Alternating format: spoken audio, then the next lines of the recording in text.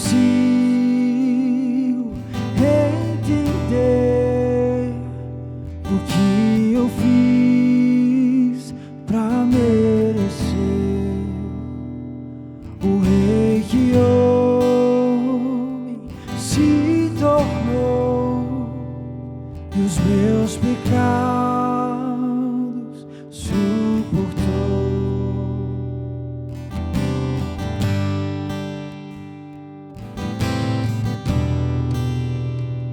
Seu nome é Emmanuel, o Rei dos Reis é o Senhor. Um gesto simples de amor, um jumentinho triunfou. Bendito é o Rei que vem em nome do Senhor. Toda a terra cantar ao Messias. A morte não pôde deter, o sangue derramado foi. Ao terceiro dia ressuscitou.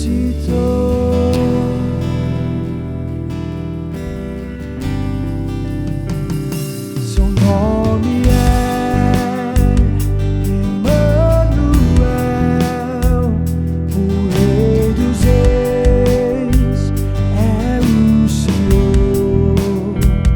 Num gesto simples de amor, num jumentinho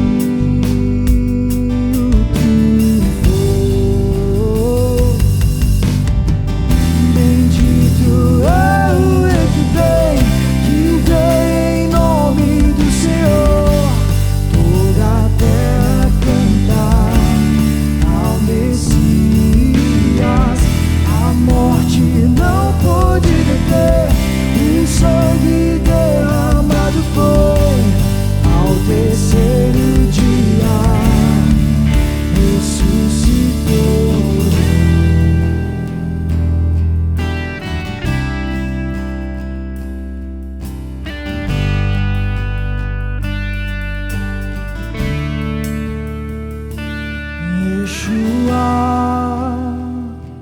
Yeshua, glória seja ao Rei, glorioso Salvador. Yeshua,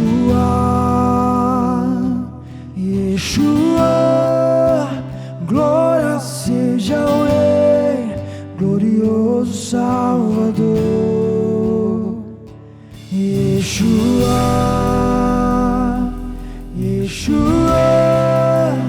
glória seja ao Rei, glorioso Salvador.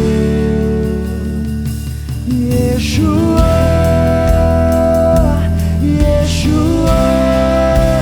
glória seja ao Rei, glorioso Salvador. Bendito é o Rei que vem em nome do Senhor. Toda a terra cantar ao Messias. A morte não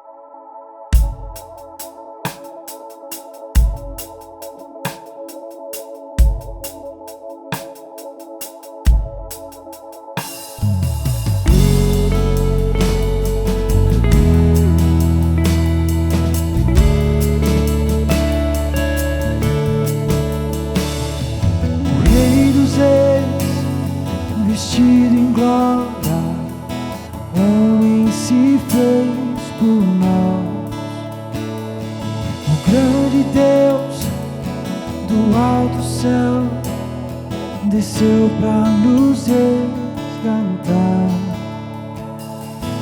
encarnação do próprio Deus. Cristo Jesus veio ao mundo, pra redenção nos escolheu. Somos seu povo, quem dessa água beber jamais terá sede, e quem com ele se encontrar jamais será igual.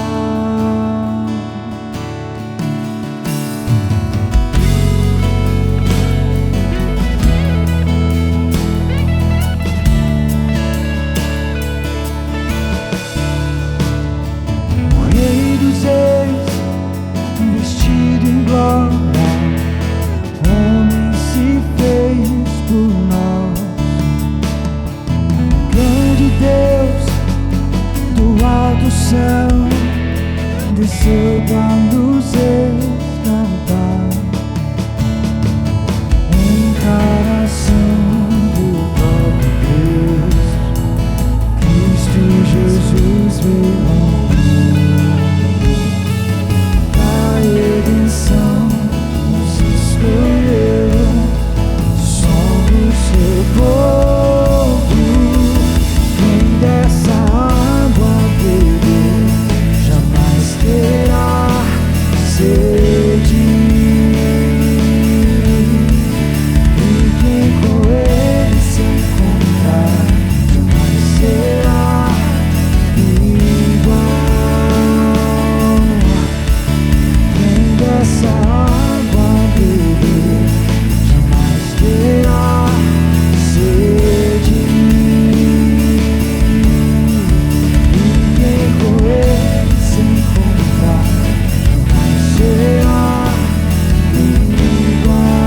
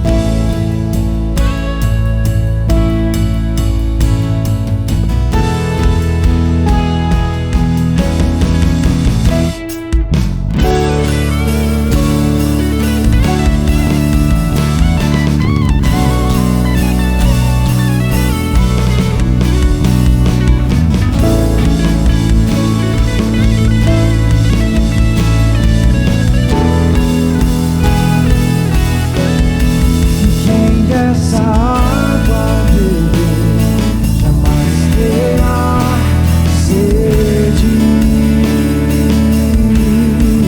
e quem com ele se encontrar jamais será igual. Quem dessa água beber jamais terá sede, quem com ele se encontrar jamais será igual.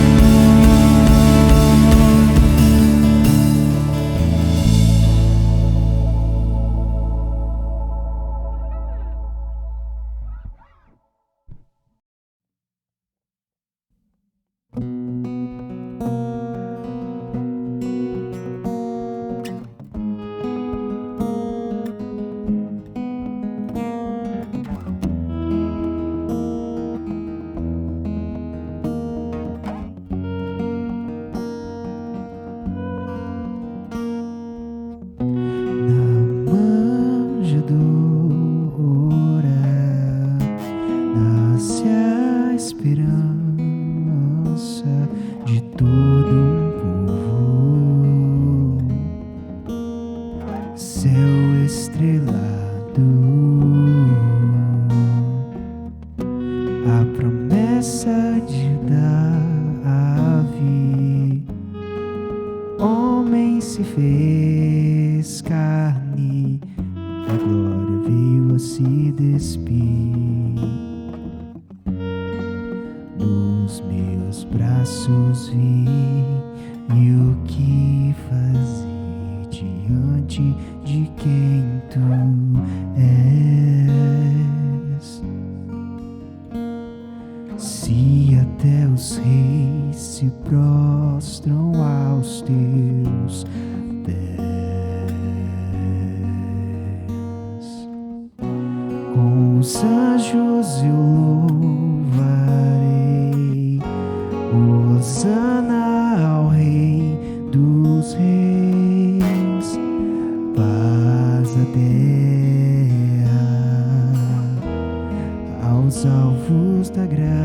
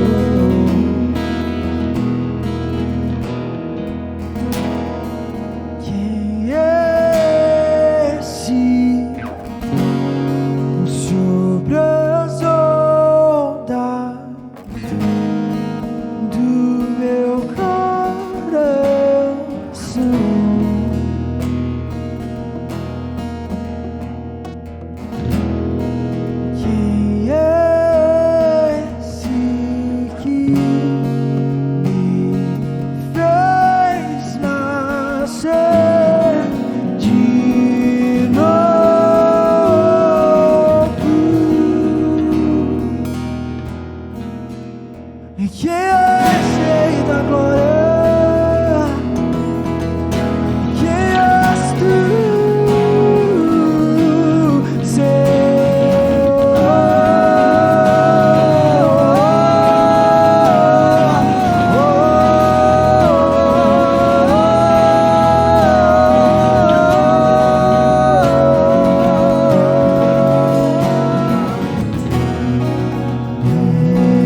bendito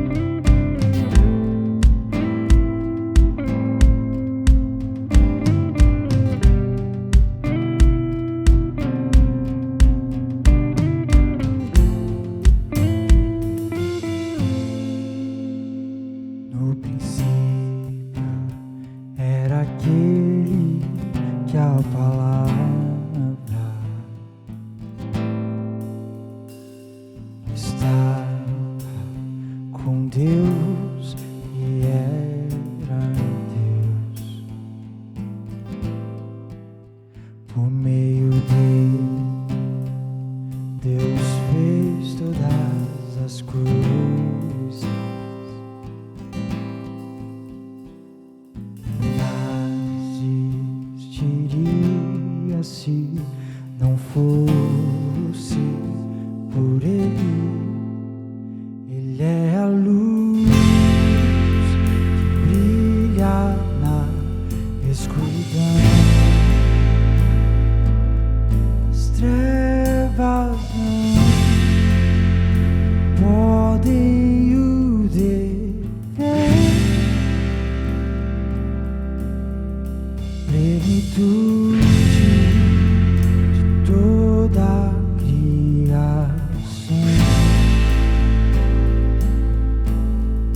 Palavra eterna que se encarnou.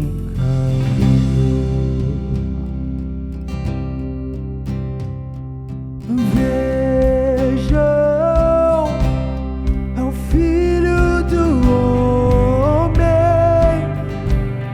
Cordeiro de Deus, que tira o pecado do mundo.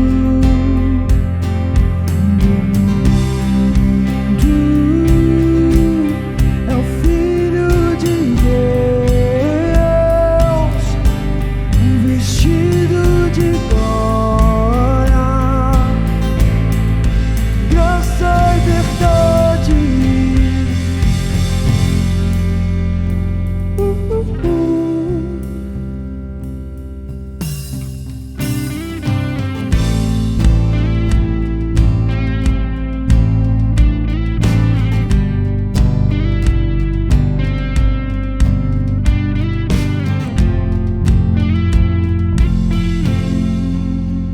Ele é a luz que brilha na escuridão.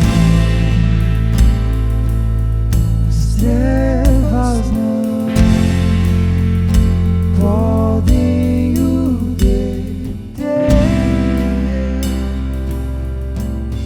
A plenitude de toda a criação.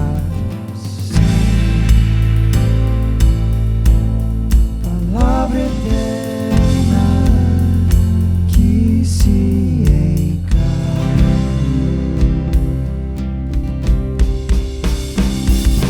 Vejam, é o Filho do Homem, Cordeiro de Deus, que tira o pecado do mundo. É o Filho de Deus, vestido de glória, graça e verdade.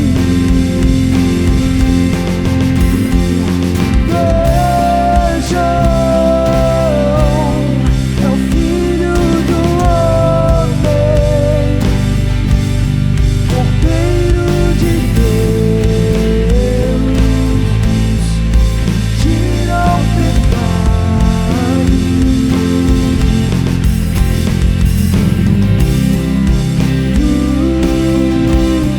É o Filho de Deus, vestido de glória, graça e verdade.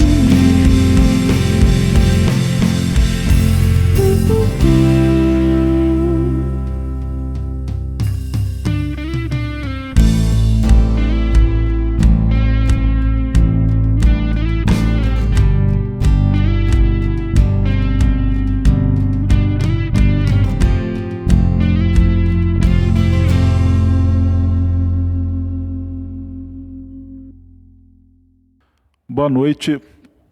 Boa noite não, que eu não sei que hora que você vai ouvir isso. Olá, tudo bem? Meu nome é Omeron, eu sou seminarista e eu sou um membro da Igreja Presbiteriana Floresta, também chamada de IPF.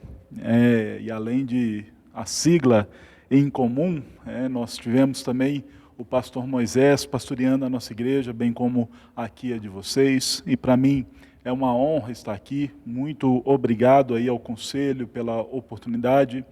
Como seminarista, eu também fiz algumas matérias com o reverendo Sandro, e hoje é um prazer estar aqui compartilhando a palavra de Deus com você. Eu espero que quando você veja essa pregação, o Espírito Santo realmente fale ao seu coração, como falou comigo quando eu fiz os estudos, e vai falar com certeza hoje comigo aqui outra vez.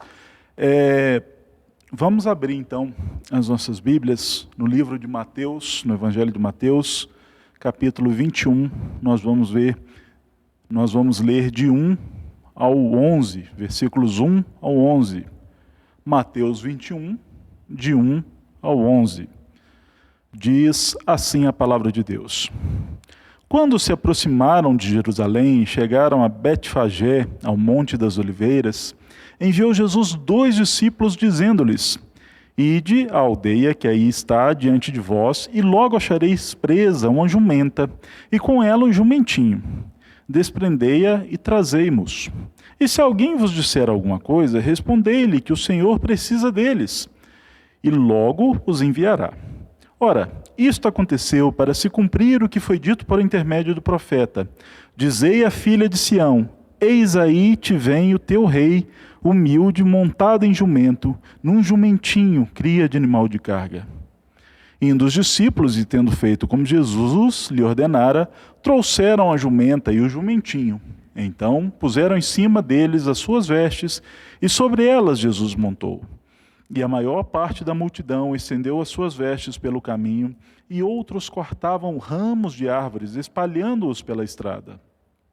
E as multidões, tanto os que precediam como os que o seguiam, clamavam: Hosana ao filho de Davi, bendito que vem em nome do Senhor, hosana nas maiores alturas. E entrando ele em Jerusalém, toda a cidade se alvoroçou, e perguntavam: Quem é este? E as multidões clamavam: Este é o profeta Jesus de Nazaré da Galileia. Vamos ainda elevar as nossas vozes a Deus. Deus Santo, nós adoramos o Teu nome, porque o Senhor tem cuidado das nossas vidas nessa pandemia, ó Pai. Nós adoramos o Senhor porque nada acontece sem que seja determinado pelo Senhor. Pai, nós ainda adoramos e glorificamos o Senhor, ó Deus, porque a Tua palavra, ó Deus, é luz para os nossos caminhos, é lâmpadas, ó Deus, para os nossos pés. Obrigado pela oportunidade de ouvir a Tua palavra. Obrigado, Deus, pela oportunidade de expor a Tua palavra. Peço, Deus, que o Teu Santo Espírito ilumine as nossas mentes e os nossos corações, para que possamos captar aquilo que o Senhor tem para nós hoje, Deus. Em nome de Jesus, amém. Meus amados irmãos, estamos chegando a um tempo muito feliz, um tempo onde a gente comemora a nossa libertação do pecado. Estamos chegando, estamos em tempos de Páscoa. A Páscoa é, na minha opinião, a data mais importante do calendário cristão. Digo isso porque da Páscoa dependem todas as outras celebridades que a gente comemora em nosso calendário. Por exemplo, se a Páscoa não tivesse acontecido, se Jesus não tivesse vindo a este mundo, morrido em nosso lugar e ressuscitado, para que comemorar o Natal? Para que comemorar o nascimento de um menino que veio a este mundo com propósito, mas não cumpriu este propósito? Se não tivesse sido Páscoa, se não tivesse acontecido a Páscoa, para que batizar uma pessoa e inseri-la num corpo, num ajuntamento de pessoas que seguem aquele que ressuscitou? Ora, a ressurreição não aconteceu, a nova aliança não aconteceu, para que então o batismo, se a Páscoa não tivesse acontecido, se a morte e a ressurreição de Jesus não tivesse acontecido? Para que também a Santa Ceia? A Santa Ceia é a celebração da nova aliança que nós temos com Deus. Se a nova aliança ela só foi pavimentada, só foi estruturada através do sacrifício de Cristo naquela cruz e também sua ressurreição. Se Cristo não tivesse ressuscitado, nada disso teria importância. Mas o fato é que Cristo ressuscitou, e é por isso que estamos aqui hoje. E é por isso que podemos comemorar todas essas coisas. Cristo ressuscitou, é Páscoa, louvado seja nosso Deus. Mas você pode me perguntar, o que esse texto que nós lemos tem a ver com Páscoa? E tudo, tem a ver tudo. Jesus, desde o capítulo 19 de Mateus, ele mostra que ele saiu da Galileia, onde ele morava e onde ele desempenhou boa parte do seu ministério, atravessou o Jordão e veio subindo em direção a Jerusalém para comemorar justamente a Páscoa. E essa era a Páscoa judaica, não é a Páscoa cristã. Embora uma esteja conectada, a outra são festas com motivações diferentes. Né? A Páscoa judaica, nós temos os preceitos dela lá em Êxodo 12, quando o povo está prestes a sair do Egito e a 10ª praga ainda está sendo... Deus ali não enviou a 10ª praga ainda para cima do povo egípcio, e Deus então instituiu essa Páscoa. E o ponto alto da Páscoa é justamente quando Deus pede para que o povo pinte as portas das casas onde eles moravam com o sangue do cordeiro sacrificado. E esse era o sinal para que essas casas não seriam visitadas pelo anjo que mataria os primogênitos. Páscoa significa justamente passar por cima, e foi o que o Senhor Deus fez naquela noite no Egito, há tantos anos atrás. Deus passou por cima das casas hebraicas e não os visitou com a sua ira, mas visitou com sua ira as casas dos egípcios. Então, Páscoa significa isso, passar por cima. E era essa festa que Jesus ia comemorar em Jerusalém. Jesus, então, ele está chegando em Jerusalém, e a fama de Jesus já era grande naqueles tempos. Jesus já havia 3 anos que estava pregando, ensinando com coerência, fazendo seus milagres para confirmar o seu ensino ali. E as pessoas então começaram a ficar curiosas para saber quem era Jesus, afinal de contas. Será que ele era de fato o Messias prometido? Será que ele era aquele quem livraria Israel do jugo opressor do Império Romano? Quem era esse? Né? E quando Jesus se aproxima então de Jerusalém para cumprir as profecias da Escritura, para cumprir as profecias de Zacarias 9:9, ele pega então esse jumentinho e entra humildemente montado nesse animal de carga em Jerusalém.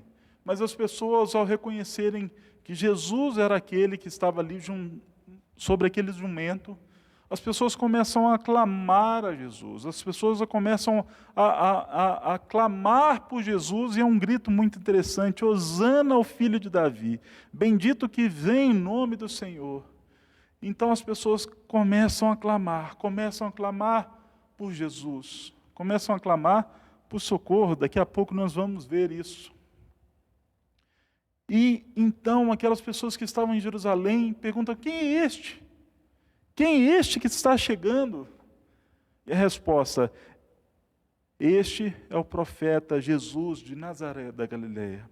E o que eu gostaria de refletir aqui hoje é justamente sobre a identidade deste que chega a Jerusalém. Quem é este? Porque ele é o bendito de Deus. Porque ele é o bendito de Deus. E nós temos 2 pontos para responder a essa pergunta.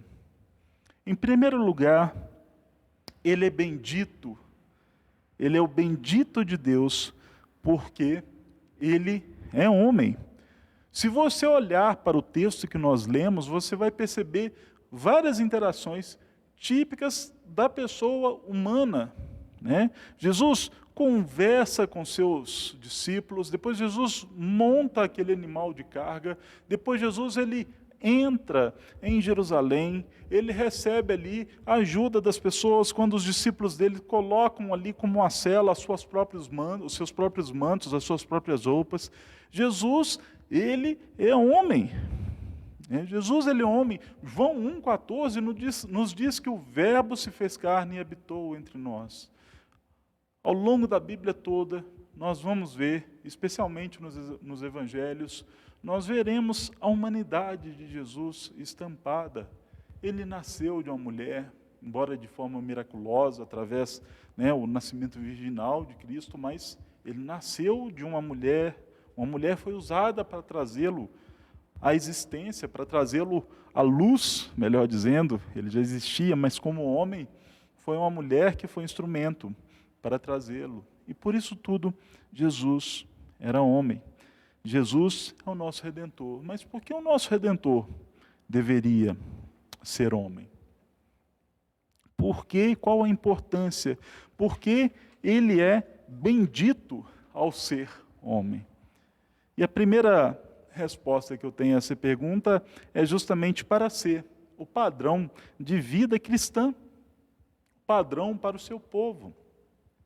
1 João 2,6 nos diz que se nós estamos em Cristo, nós devemos procurar andar conforme Ele andou. Isso significa que nós devemos nos espelhar no exemplo de Jesus e imitá-lo. Ainda que nós sejamos imperfeitos e Ele não, nós devemos imitar a Jesus. Romanos 8,29 diz que nós somos predestinados para sermos a imagem do Filho de Deus, a imagem de Jesus. Nós temos um padrão de santidade para seguir, nós temos um padrão de excelência para cumprir, e esse padrão é Jesus Cristo. Nós devemos pensar que, ao querer agradar a Deus, nós devemos então olhar para o Mestre Jesus e cumprir ali o que Ele fez, o que Ele nos ordena. É interessante que essa semana eu recebi, e várias pessoas devem ter recebido aí, a frase de um pastor conhecido aí, dizendo que santidade é a consciência que Jesus está conosco.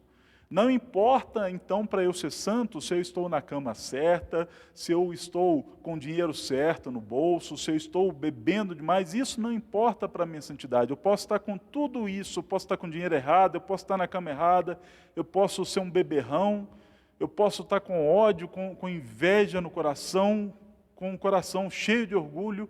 Isso não importa para a minha santidade. O que importa é que eu sei que a presença de Jesus está do meu lado. Esse pastor está redondamente enganado, pois a Bíblia nos mostra que Jesus é o padrão de santidade. Santidade significa ser separado. Embora estejamos no mundo, nós devemos ser separados das práticas mundanas, porque Deus não se agrada dessas coisas. E é por isso então que Jesus é o nosso exemplo, é o nosso paradigma, é aquele a quem devemos seguir. Mas uma outra coisa pela qual Jesus teve que ser homem, Jesus se fez homem, é para que ele fosse o mediador entre Deus e os homens. 1 Timóteo 2,5 nos diz que só há um mediador entre Deus e os homens. Cristo Jesus, homem. E a palavra de Deus fala isso, Cristo Jesus, homem. Só Ele é o nosso mediador. E o que é um mediador? O mediador é a pessoa que se coloca entre as duas partes que estão em conflito. E nós estamos em conflito com o nosso Deus, desde que Adão pecou. Então, Jesus, ele é o mediador, ele é o representante humano perante o trono de Deus. E é porque ele é o representante humano perante o trono de Deus, é que nós podemos pedir a Deus Pai as coisas. Por isso que nós oramos em nome de Jesus, porque Ele é o nosso representante. Quando a gente ora em nome de Jesus, nós estamos colocando na conta do nosso representante. É mais ou menos assim, não faça isso por mim, mas faça isso por Jesus Cristo. É mais ou menos isso que nós estamos pedindo. Ele é aquele que intercede, que está constantemente diante do Pai, agindo, por exemplo, como advogado, perante as nossas, mostrando que nós somos perdoados porque Jesus, porque Ele morreu em nosso lugar. É essa a ideia. Ele está representando a humanidade, como representante da humanidade, como mediador da humanidade, diante do trono do universo. Outra razão para que Jesus Cristo fosse humano, para que o Redentor fosse humano, ele se encarnou, o Verbo se encarnou para obedecer representativamente todo o povo de Deus, representando todo o povo de Deus. Obedecer o que, afinal de contas? Para que Jesus, o que Jesus obedeceu? Quando Deus colocou o homem naquele jardim do Éden, naquele jardim de delícias, Deus fez um acordo, um pacto, uma aliança com os homens. E a aliança era simples, lá em Gênesis 2 você vai ver isso, a aliança era simples. Deus falou para o homem o seguinte: você vai cultivar esse jardim, você vai cuidar desse jardim, guardar esse jardim, e você vai passar longe daquela árvore, você não vai comer da árvore do fruto proibido. Fazendo essas coisas, você vai ganhar a vida eterna. Se você descumprir essas coisas, você vai ganhar a morte. Qual foi o resultado? Adão caiu, Adão pecou diante de Deus. Mas o fruto do pecado de Adão, a consequência do pecado de Adão, não recaiu somente sobre ele, porque quando Deus fez esse pacto com Adão, ele estava fazendo um pacto com toda a humanidade, representada através de Adão. Então, quando o homem cai, quando Adão cai, não é somente Adão que cai, mas toda a humanidade deixa também de cumprir o pacto. E mais, quando Adão cai, ele passa o vírus do pecado para todo descendente dele. E todo descendente dele já nasce morto nos delitos e pecados seus, conforme nos diz Efésios capítulo 2. Mas como fazer então para redimir a humanidade? Lá em Gênesis 3,15, quando Deus está proferindo as suas maldições sobre os pecadores, Deus também profere uma bênção. Deus também profere uma esperança. Gênesis 3,15 diz que do descendente da mulher, do descendente, um específico, sairia aquele que pisaria a cabeça da serpente. E ele, então, veio na pessoa de Jesus Cristo.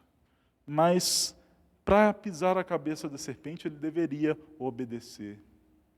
Cumprir tudo aquilo que Adão não cumpriu.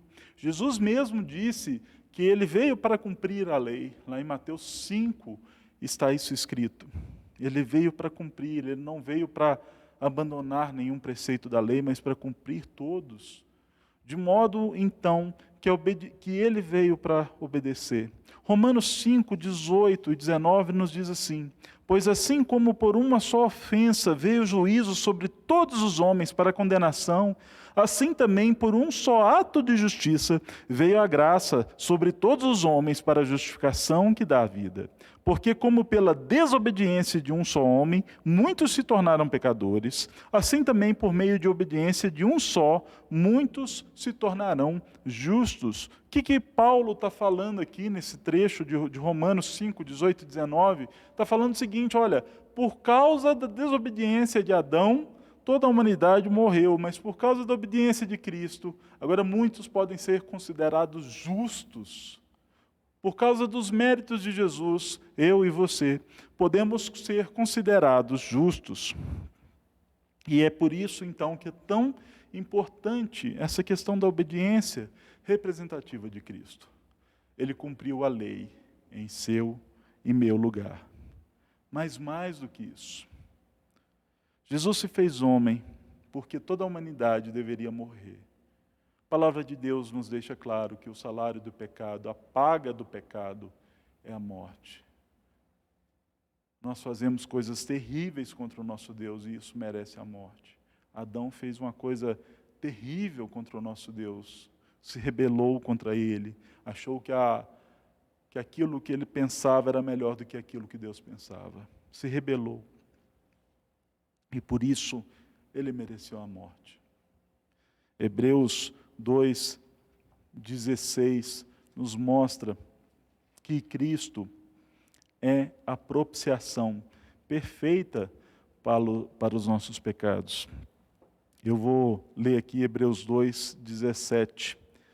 Por isso mesmo convinha que em todas as coisas se tornasse semelhante aos irmãos, para ser misericordioso e fiel sumo sacerdote nas coisas referentes a Deus, e para fazer a propiciação pelos pecados do povo. O que significa isso que eu acabei de ler? O que significa propiciação, né? Propiciação era as oferendas que os povos entregavam aos seus deuses a fim de pacificar a ira dos seus deuses. Obviamente nós sabemos que só existe um Deus verdadeiro, que subsiste em 3 pessoas, mas o princípio também é válido. O próprio Deus nos ensina o seu povo lá no Antigo Testamento, especialmente no livro de Levítico, as oferendas, como deveriam ser dados os sacrifícios. O povo antigamente sacrificava rolinhas, sacrificava ovelhas, sacrificava touros, para que a ira de Deus contra o seu pecado fosse apaziguada. Mas o próprio livro de Hebreus, lá no capítulo 10, nos mostra que o sangue desses animais não pode retirar, não pode perdoar o pecado, não pode retirar a ira divina sobre os pecados. Então veio Cristo, que se fez homem e obedeceu em nosso lugar, mas também morreu em nosso lugar. Cristo, ele veio também para morrer, porque só a morte satisfaria a justiça divina, só a morte do ser humano satisfaria a justiça divina. Mas como Jesus obedeceu perfeitamente toda a lei, a morte dele mais do que satisfez a justiça divina. E é por causa dos méritos de Cristo que hoje nós podemos nos achegar a Deus. Cristo ainda precisava ser homem para ser a primícia dos que dormem. 1 Coríntios 15:20 nos diz isso. Mas o que é ser as primícias do que dorme, ou a primícia dos que dormem? Significa que Cristo ressuscitou e desde então vive eternamente. Você pode me falar que antes de Cristo outras pessoas morreram e ressuscitaram, e é verdade. Cristo mesmo, em seus relatos, há 3 pessoas que Cristo ressuscitou: Lázaro, o filho da viúva de Naim, e a filha de Jairo. Fora Elias, Eliseu e outros mais. Paulo também foi usado por Deus para ressuscitar uma pessoa. Mas todos esses que ressuscitaram, eles voltaram a morrer. Cristo não. Cristo, ele não experimentou uma outra morte. Ele vive eternamente. Ele é o prenúncio da era que nós vamos experimentar quando ele mesmo voltar. Ele é o prenúncio da nossa esperança, ele é uma garantia de que os nossos corpos serão ressurretos e reinaremos para sempre na eternidade. É por isso, então, que Cristo, ele precisava ser homem, para ser essa primícia, para apontar que há uma esperança, até mesmo para a morte, que tanto nos assombra nesses dias.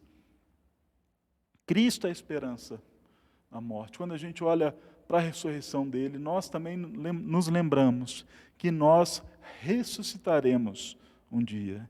Então, por isso, Cristo, o Redentor, precisava ser homem, para ser o padrão da vida cristã, para ser mediador entre Deus e os homens, para ser aquele que obedeceria em nosso lugar, para ser aquele que morreria e apresentaria a propiciação perfeita em nosso lugar, e para ser a primícia dos que dormem.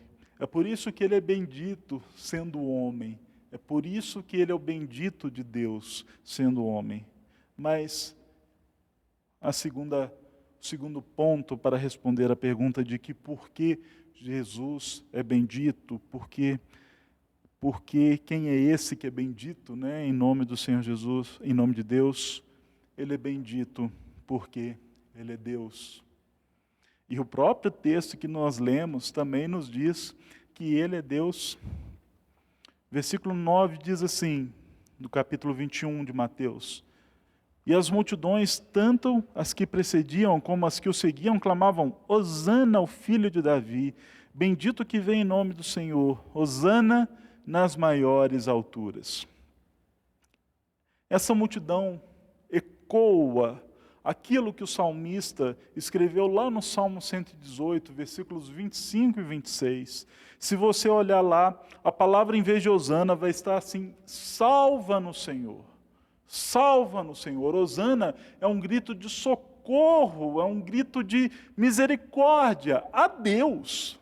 Não a qualquer homem, não a qualquer pessoa, mas a Deus. A própria multidão olhava para Jesus e gritava assim: salva-nos, Senhor nosso Deus, salva-nos. A própria multidão então atestava que Cristo era o Deus. Duas naturezas que convivem, aliás, na pessoa de Cristo. Jesus é 100% Deus, Jesus é 100% homem. A palavra de Deus testifica em vários momentos essa união. Isaías 7, replicado por Mateus, capítulo 1, 22 e 23, diz que ele é Emanuel, o Deus conosco, o Deus que habita entre a sua criação. Paulo ensina que Jesus é a imagem do Deus invisível, lá em Colossenses 1, versículo 15, Hebreus 1, 3, nos mostra que ele é o resplendor da glória de Deus, é a exata expressão do ser de Deus. Mas por que o Redentor deveria ser Deus? Não bastava ele ser somente humano? Não bastava. E a primeira coisa que nós devemos meditar ao responder por que ele deveria ser Deus, por que o Redentor deve ser Deus, é porque ele necessitava de ser o mediador entre Deus e os homens. Eu já coloquei esse ponto lá e novamente coloco aqui. Mas veja, se Jesus é o representante dos homens perante Deus, Jesus também é o representante da divindade perante os homens. Jesus é aquele que veio a esta terra e mostrou toda a misericórdia, todo o amor de Deus pelo seu povo. Ele mostrou quem era Deus. Quando Jesus estava ali assentado na última ceia, ensinando as últimas coisas para os seus discípulos, em determinado momento, um discípulo Filipe pergunta assim: Jesus, mostra-nos o Pai. E a resposta de Jesus é: Filipe, eu estou andando com vocês há tanto tempo, e vocês não conseguem enxergar o Pai, porque quem me vê, vê o Pai. Então Jesus ele veio a esta terra para mostrar, de fato, toda a misericórdia, todo o amor de Deus perante a humanidade. Então era por isso que Jesus, o Redentor, necessitava ser Deus. Mas há outro motivo ainda. Abra comigo a sua Bíblia, lá no livro de Salmo, capítulo 49, ou 49º Salmo, versículo 7, diz assim: ao irmão, verdadeiramente, ninguém o pode remir, nem pagar por ele a Deus o seu resgate. Pois a redenção da alma deles é caríssima, e cessará a tentativa para sempre. O que esse salmo está nos dizendo? Está nos dizendo que ninguém, absolutamente ninguém, consegue pagar o preço da remissão de outra pessoa. O que significa ser remido? O que significa remir? Remir é justamente pagar o resgate de alguém. E ninguém consegue pagar o resgate da sua alma, porque é caríssima, porque a ofensa é muito grande. Quando a gente briga com alguém que está ali no nosso nível hierárquico, às vezes acontece uma coisinha ou outra e tudo, mas um pedido de desculpa resolve. Agora, imagina a gente discutindo, a gente ofendendo pessoas superiores, em níveis hierárquicos superiores a nós. Né? Se você discutir com um policial, você pode ser preso. Se você discutir com seu chefe, você pode ser demitido. Se você discutir com outra autoridade, coisas muito complicadas podem acontecer com você. Imagina agora você ofendeu ao Rei do Universo. E foi isso que aconteceu, e é por isso que a ofensa é muito grande, é caríssima. A gente não consegue pagar. Mas veja, o versículo 15 do Salmo 49 diz assim: mas Deus remirá a minha alma do poder da morte, pois Ele me tomará para si. É só Deus quem consegue remir. É só Deus quem consegue pagar o preço das nossas ofensas, da ofensa que nós fizemos contra Ele. E é por isso, então, que Jesus necessitava, Deus, o Redentor necessitava ser Deus, e é por isso, então, que veio Jesus. Ele ainda há uma outra necessidade pelo qual o Redentor necessita ser Deus. A salvação e o perdão pertencem a Deus. Jonas 2, versículo 9, depois de Jonas já dentro do ventre do grande peixe, Jonas faz uma belíssima oração a Deus, e a conclusão dessa oração é que a salvação pertence ao Senhor. Salmo 130, 3 e 4 nos diz assim: se observares, Senhor, iniquidades, quem subsistirá? Contigo, porém, está o perdão. O perdão é dele. O perdão é de Deus. E é por isso que ele deveria vir a este mundo para salvar as nossas almas. Está conectado com o ponto anterior, é verdade. A nossa ofensa contra Deus foi tão grande que a gente não consegue pagar. Mas a salvação e o perdão também pertencem a Deus. Porque se fosse nós, se a gente tentasse, e a humanidade tenta pagar essa dívida constantemente contra Deus, a gente não conseguiria pagar. Ninguém consegue pagar. Isaías 64, 6 nos diz que a nossa justiça é trapo de imundícia. Todos nós murchamos como a folha, e as nossas iniquidades, como um vento, nos arrebatam. O que significa que a nossa justiça é trapos de imundícia? Uma outra versão que eu pesquisei traz algo mais próximo do original, e lá nessa versão diz assim: toda a justiça humana é trapo sujo de sangue. Mas não é qualquer sangue. Basta dizer que naquela época, na época que Isaías escreveu essas palavras, não havia itens de higiene feminina.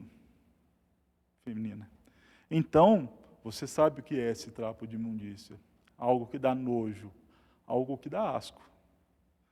Tudo aquilo que o homem pode fazer de melhor, toda a sua justiça, é trapo de imundícia.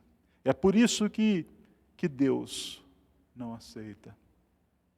A gente tem aí várias religiões, e basicamente toda religião que não o cristianismo prega de alguma maneira ou outra a salvação pelas obras. Seja uma pessoa melhor, que você vai se encarnar como alguém superior, seja uma pessoa melhor, ajude os outros, que Deus vai infundir graça sobre graça para você, até um dia você poder ser salvo. Mas não é isso que não é esse o testemunho da Bíblia. Não é assim que as coisas funcionam. O pecado humano é tão grande, mas tão grande, que só mesmo Deus poderia ter pago em nosso lugar.